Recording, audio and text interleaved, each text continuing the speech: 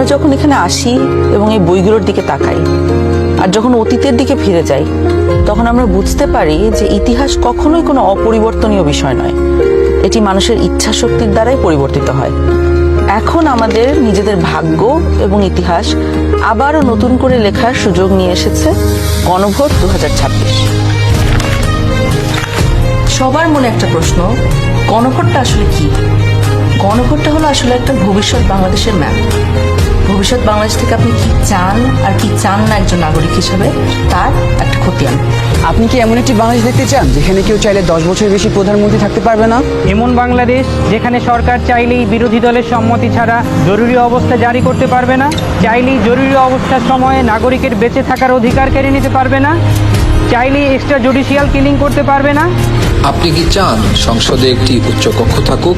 দলগুলো ক্ষমতায় গিয়ে 2/3 সদস্যের জোরে যেন সংবিধান যেমন ইচ্ছে বদলে না ফেলতে পারে, এটা চান?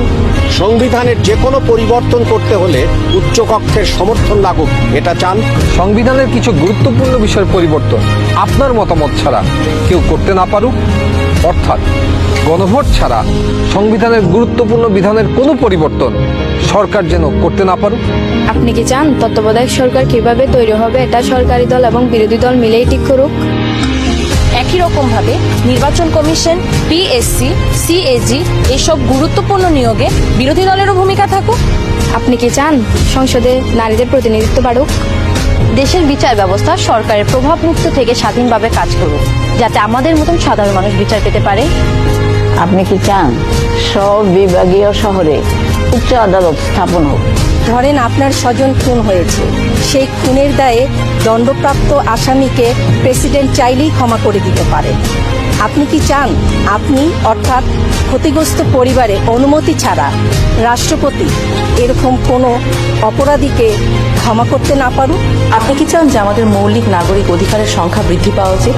যেমন ধরেন ইন্টারনেট পাওয়া, এটাকে একটা মৌলিক নাগরিক অধিকার হওয়া উচিত, যাতে ভবিষ্যতে আবারও কোনো খুনি সরকারের সেই ইন্টারনেট বন্ধ করে আমাদের উপরে হত্যাযজ্ঞ না চালাতে পারে। রাষ্ট্রপতি এবং প্রধানমন্ত্রী ক্ষমতার মধ্যে ভারসাম্য বজায় থাকুক, এটা কি আপনি চান?